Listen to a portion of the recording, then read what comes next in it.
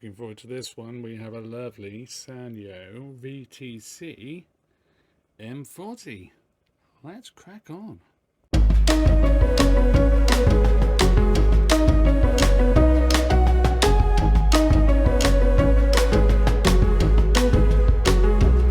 Hello and welcome to another Mr. Beats Bike video, and this one's a little bit different insofar as we're looking at a Sanyo VTC-M40 Betamax. This one's a repair in from Tim. Hi Tim, hope all's well with you. And we've already got a fair idea what's wrong with it because it's got it taped on the top on a piece of paper. Always useful. I have looked at one of these models before. It's not one I've come across at all really up until doing this channel. So this is only the second one I've ever seen. But they share quite a lot of issues, common design with majority of Sanyos of this sort of era, both the top loaders and the front loaders. So and they're not too bad, to be honest, to work on. This one's nice because it has the door in one piece.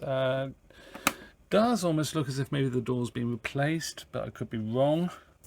Just looks like a slightly different finish on it, but still it's lovely to see it. Another fairly common issue from what I understand is the tracking control. It's very, very flimsy, and I have seen it on these machines with these sort of tiny little tracking controls. They do play up. So I suppose we ought to try it. Okay, so far so good. Power's on. Let's see if it powers on. It seems to. I'm going to try my blank grease is the word cassette. Was that cassette in there? No. I just felt some resistance. Oh, there we go.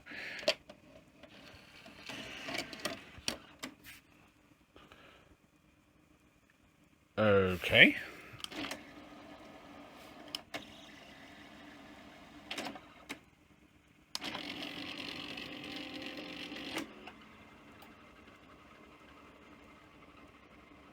Well, it's making some interesting noises. Sounds almost like sliding reels or something, like an idler's struggling. Okay, well, let's take the top off and take a look.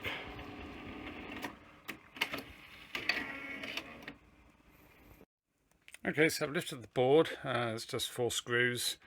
I've lifted the can, it's also just 4 screws, and yeah, it's all there, looking pretty okay. Lock the board up, it's actually standing up okay at the minute, with the connectors in the back. So I suppose we ought to give it a try.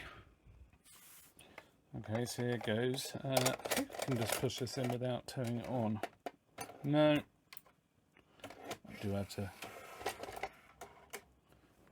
I mean, that's gone in fine, but oh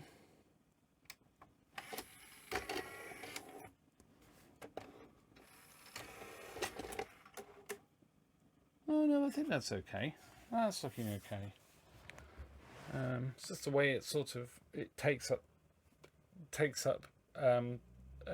couple of, or takes a turn. Try to get the words out. It takes a turn before, or partial turn before it starts actually driving the carriage down. So, yeah.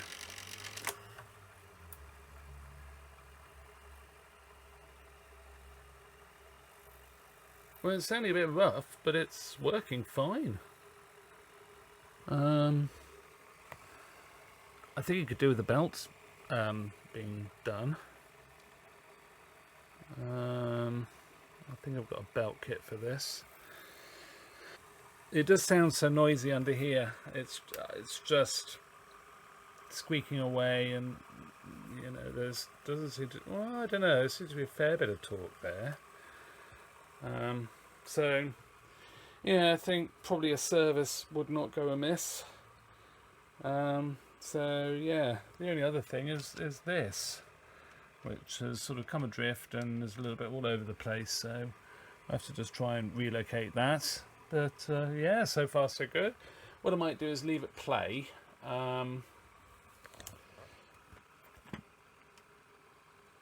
Tracking seems to be really good actually. I'll do some screen grabs later on. So yeah, I will hook out some belts. Well, I'm going to leave this run now for the rest of the cassette, to see if there's anything sort of heat related or what happens, and then we'll give it a service. Okay, so slight development. I left the cassette in overnight. It was laced. That's not the best thing to do, but I did. Went to eject it and it left a loop of tape. I didn't film it, unfortunately, but I've now got the blank greases the word tape in. And let's just power it on. I mean, you can hear it's really noisy. And I think a belt's gone.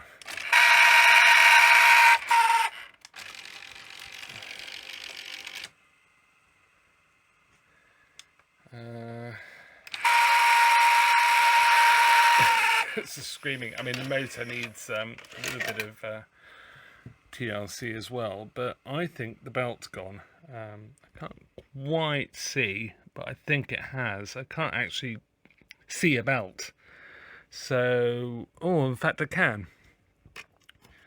It's just, oh, I don't know if you can see it really. You can see just, if it will focus, the black bit belt there. Just between the idler and the metal assembly there, to see it through there. So that's popped off, or well, it's broken, I think. So yeah, needed belts. So I have this belt kit. This is from Star Electronics in Australia. Bought via eBay. I bought quite a lot of these actually, and they're very good. What's interesting is this extra belt. Factory spec for the smallest belt, but some prefer this slightly different belt. So, well, we'll see. I think I'd rather go for the factory spec one, but yeah, let's crack on. Okay, so I've taken the bottom off, and it's just literally 4 screws. Slide it back, it comes off. It's very thin metal though, so you have to be a little bit careful. And I mean, really, it's just to check it over, really, make sure everything's okay. This board looks a little bit, maybe a little bit warped, I don't know. I don't think so. Just here, maybe. But really, I mean, there's no need to take it off. It might assist with getting the belt on, but I've done them from the top. You've probably seen me sort of, yeah, try and do that. It can be fun, but yeah, it's not that difficult really. Just do it with some tweezers from the top. So let's crack on and get that front loading system off and get it all apart. So no screws, I don't think, holding this. There are screw holes there, but they're not used. Some clips, also a clip there, but that's come free. I think I can just pull this down if I remember rightly. So yeah, so not too dusty, which is nice. I'll give that a clean. Fullness of time. Then this does have to come just out the way a little bit, so I think that's why that was not put in properly, just literally so it can come adrift happily. Then we have, from memory, we have 4 screws. So screw here, we've got a screw there and a screw there. So let's get those undone, and I think my screwdriver should still be magnetized enough to find a magnet and give it a bit of a boost at some point.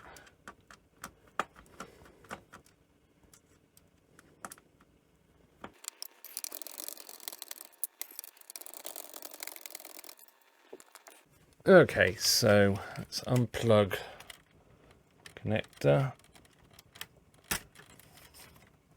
and lift this off. I think, am I missing something? I must be.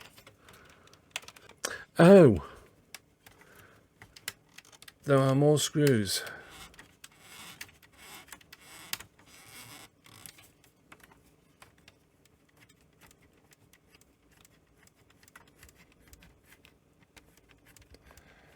There's also these two here. I don't know whether those front two actually do need to come out because they're big screws. I think they're just for lifting the chassis out. You can lift the whole deck out.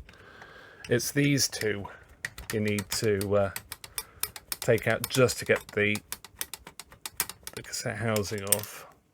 I'm not too worried about screws falling off. But I'm going to have to magnetise the screwdriver when I put it back together. It's going to help a lot.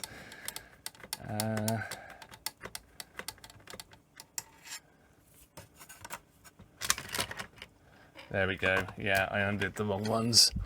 That's my favourite trick. And look, there we go. Yeah, so these are the deck screws that go in here.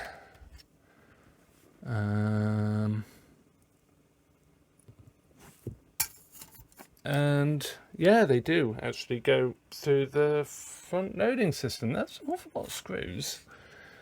I suppose they had their reasons. Well, I'm going to say that it is to take the deck out, because when you take these two out and then those two at the back, and then I think there's two here, one here, that allows you to remove the deck, but the cassette housing stays on. So yeah, that does make sense, but you have to take them all out to get those other two screws out to get the housing out. So yes, oh gosh, yeah, that belt's well and truly gone. So yeah, let's do the belt at the back first. So get the belts out. It comes with idlers as well.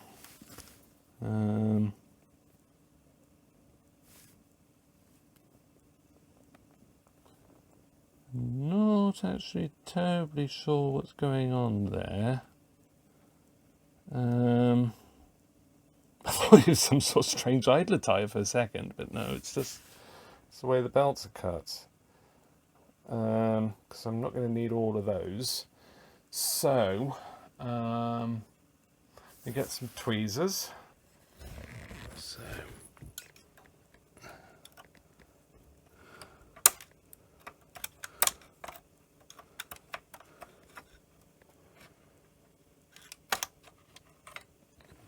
yeah, that belt's well and truly gone. So, what do we reckon?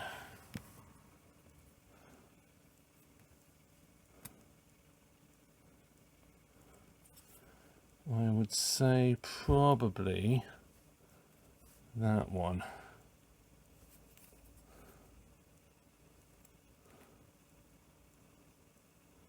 No. It's going to be that one.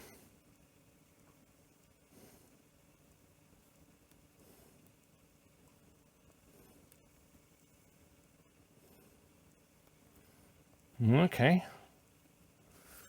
Then we've got that belt there. Ah, now, yes. Right, so this is a thicker belt, and that's why it's preferred. So I think I'm going to go with that. I'm going to go with the thicker belt. Let me know in the comments what your thoughts are. And those are the two idler tyres.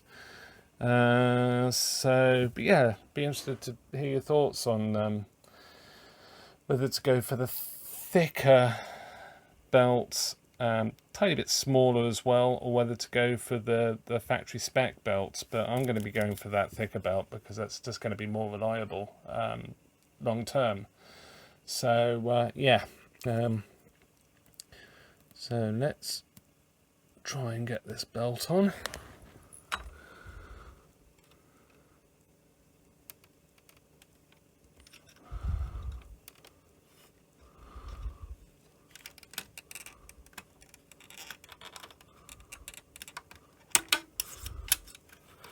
And then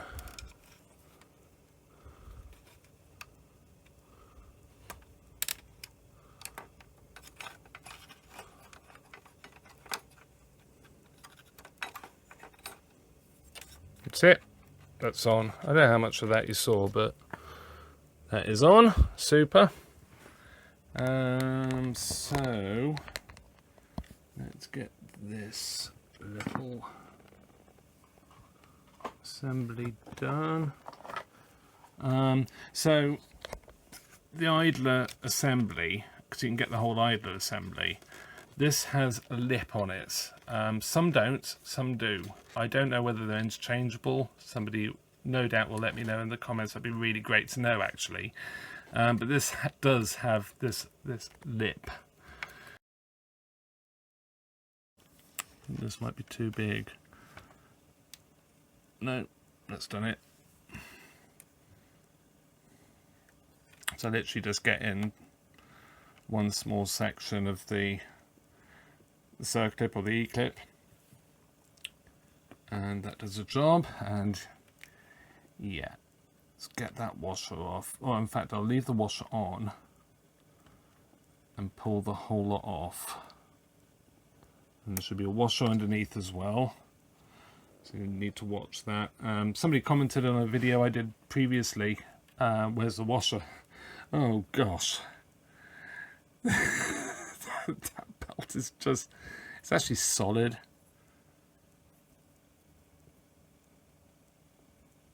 It's still very strong, but it's also at the same time very brittle. It's just gone hard.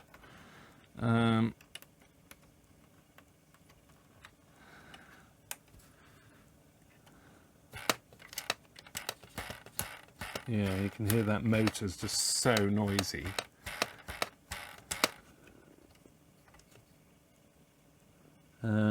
Yeah, and there's some gunk in there as well.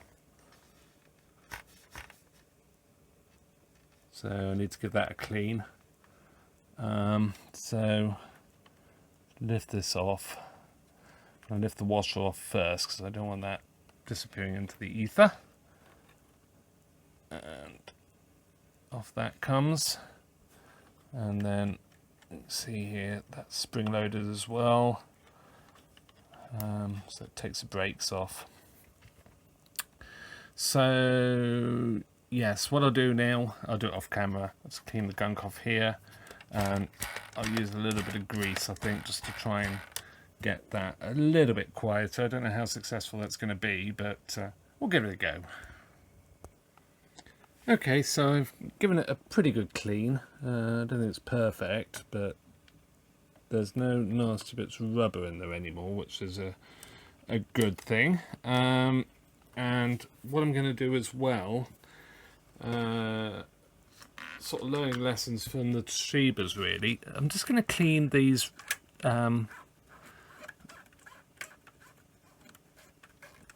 friction portions. I mean, these are much better than the Toshibas, to be fair. But I still just want to know they're clean, really. And there's no grease on them whatsoever, no contamination. It's rubber against a friction.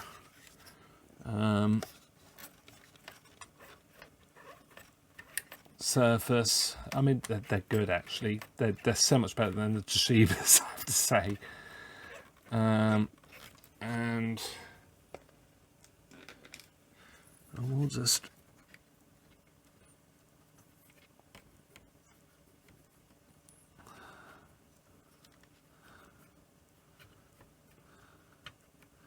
clean the pinch roller.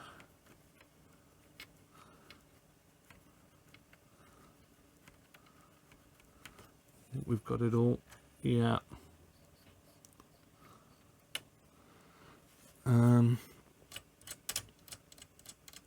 just checking the rollers as well. There's no roller there anyway. No roller there, so that's fine. Because sometimes they become a bit dry, and they'll sort of squeal. I mean, they won't so much in this because it unlaces for wind and rewind, which is usually when they would squeal. What word nearly came out then? But and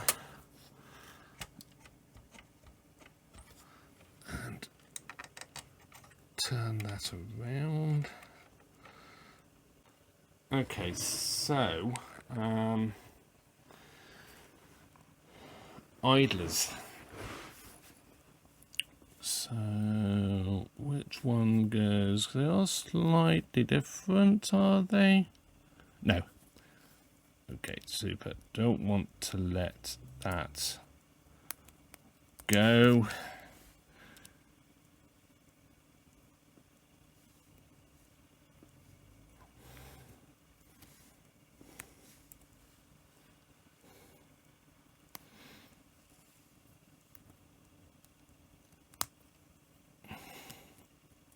And to be fair, the tyre isn't terrible.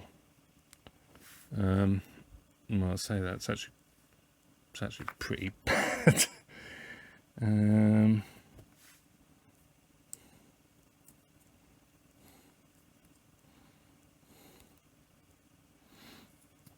not sure. I'm sort of being careful that I don't unlatch the idler, but with the tyre on, it won't come unlatched. But with the tyre off, I have a feeling it might. So just being a bit careful there.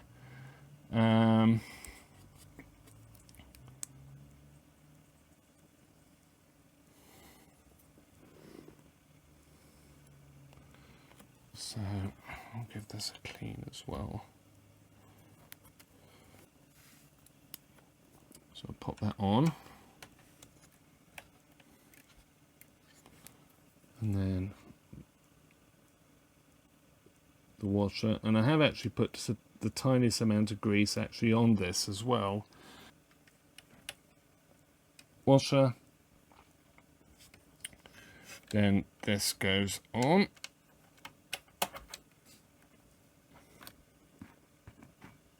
Washer.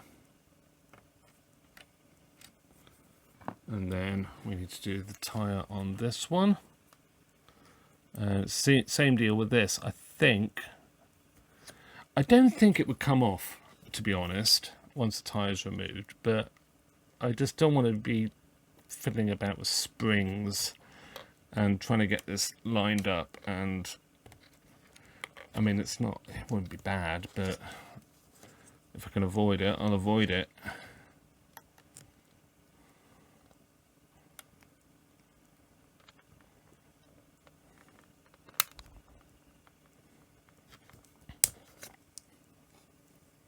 Perfect. It's sitting particularly well. Like I say, the idler seemed a little bit different, but I don't know. No, forgetting the important thing, of course, is the belt.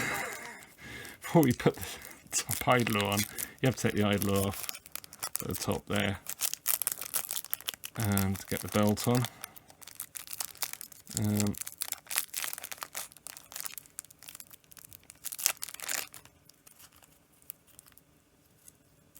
Shame that they put that label in there because it's stuck to the belt, but anyway, it's fine.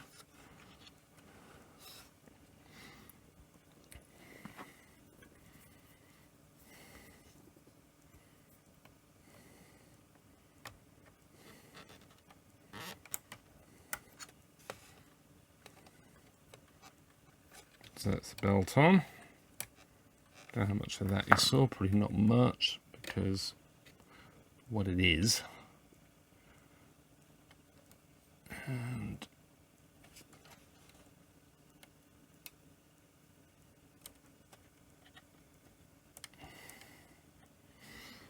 there we go. And then the final fun bit just press that in or on, and that's it. We're good. Certainly a heck of a lot quieter as well. So belt at the back's done. So front loading belts. Okay, so front loading belt. I'll try and do this as clearly as I can, but it's sort of that thing that when you do it yourself, it's actually much easier than trying to do it on camera. So we'll get that off.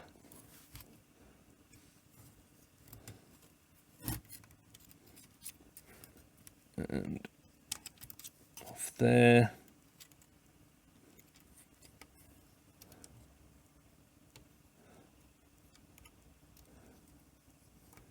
I should just be able to lift this up and pull this out. That belt just wants to.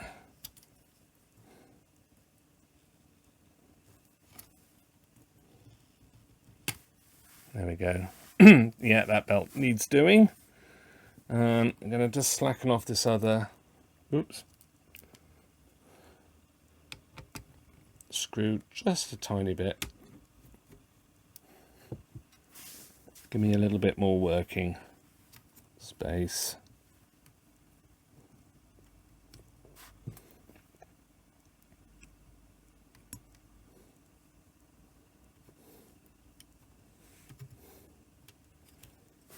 And then just tighten this one back up. This means I know I haven't knocked anything out. I mean, I don't think the timing's too bad to set up on these. Can't remember what I did on the other one I did.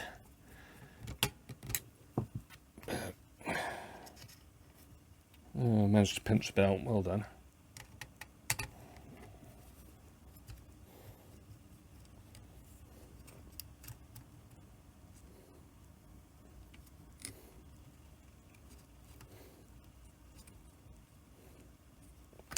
Oh.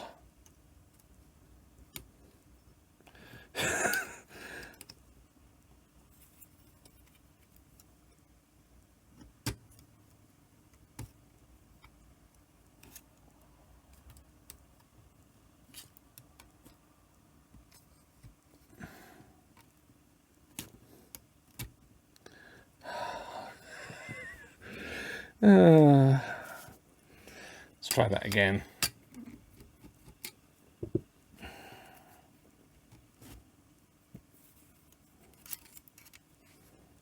To help if it's like I say, doing it this way, I'm against gravity, but at least you can see my trials and tribulations.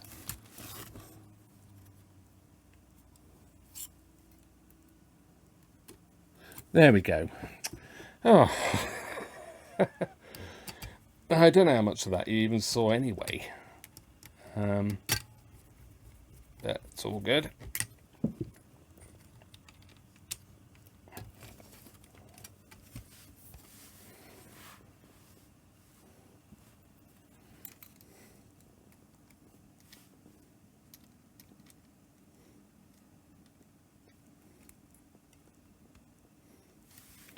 Oh, and that's the wrong belt.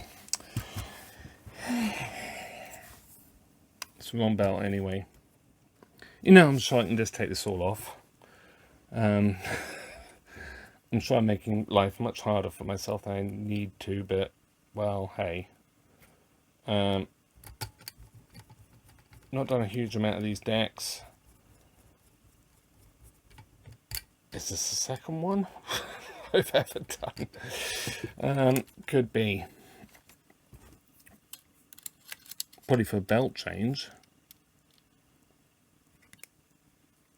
Yeah, it's looking better.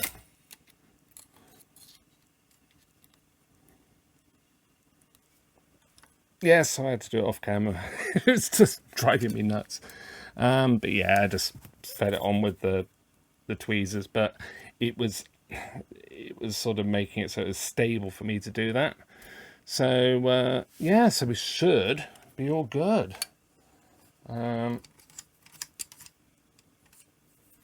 See any other real problems? So So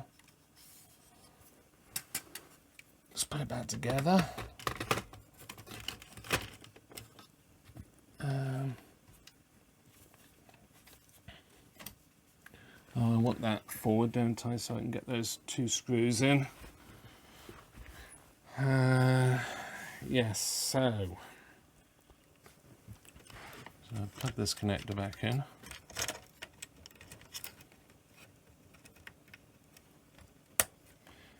And need to magnetize my screwdriver. Okay, so magnetized, and hopefully should be good to go.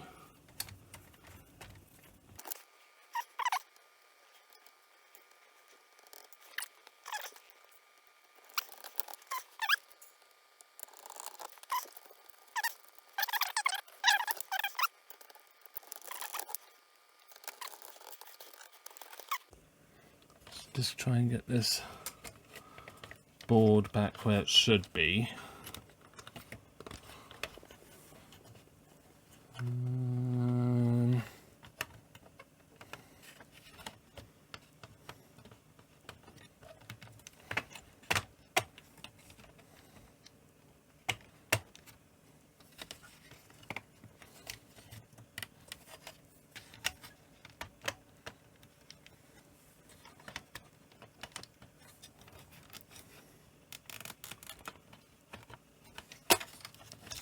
I don't know quite what's going on there. It doesn't seem quite right. So that goes, these parts of the board locate in here. Oh, I see. So yeah, board goes down.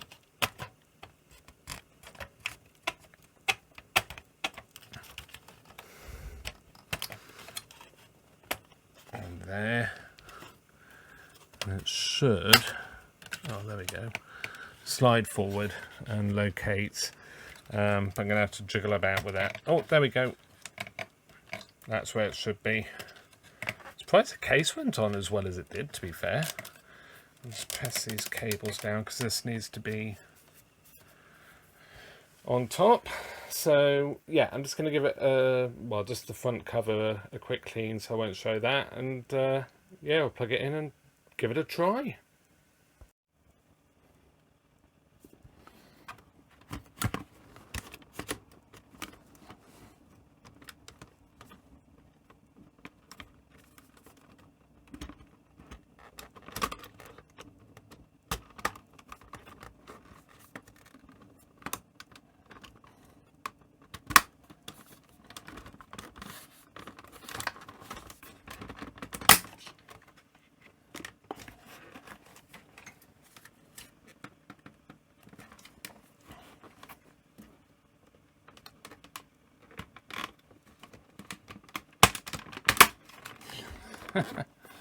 There we go. It didn't go on quite as smoothly as I would have liked. I'm not editing it out. I leave everything in. Yeah, so we should be good to test this.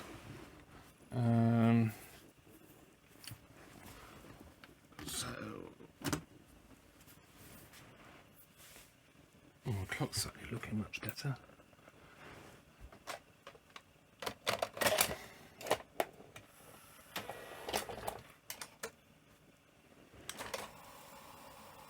Oh yeah, that's brilliant.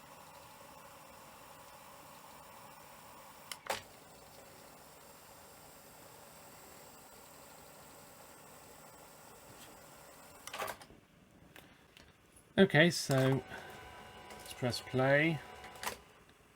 Like I say, it'll need a tape path clean anyway, but that's yeah, that'll just be done. Tracking left, tracking right. Really very, very good. It's actually improved since I've cleaned some of it, so yeah, it's great. So yeah, really very pleased with that. So yeah, let's have a look at the remotes. This remote is not. There's a bit of leakage there. Battery leakage. Nah. Ah, what a shame. Okay, well, I'm not going to worry about that in this episode. It might feature in a future one. But I will share a trick about finding these, because these don't actually, as such, have a part number on them, not like Sony's and some other Sanyo remotes. So they're quite difficult to find. So I'll share a secret about how to really find one. I've actually managed to buy one myself for mine after ages of searching, using a very special trick, which I'll share. But yeah, so with that, thank you very much for watching, but keep watching because there's a few more bits to come in this video. But in the meantime, like and subscribe as well while I'm rambling on, and I will see you in another video. Batteries are flat. So we are now working.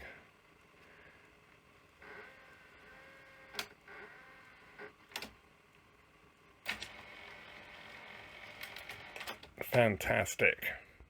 So here's a trick to actually finding the remote control for the Sanyo M40. It doesn't have a part number on it, so it's quite difficult to search for it on eBay and the likes. So if you go to Google and use Google Lens and then upload a picture of the remote control itself, you'll actually find that you get good search results, and also for the other various Sanyo DACs as well, because it's obviously quite similar. But the first one we get is actually a listing here for that very same remote control.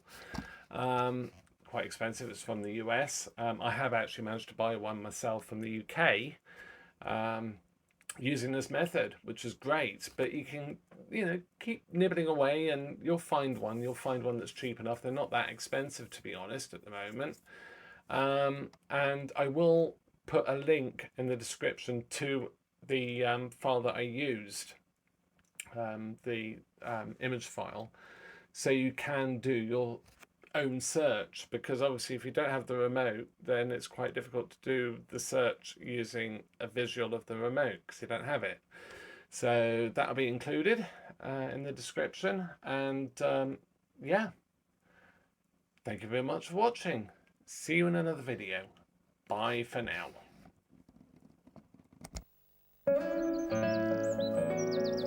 Life has a habit of presenting us with appealing alternatives.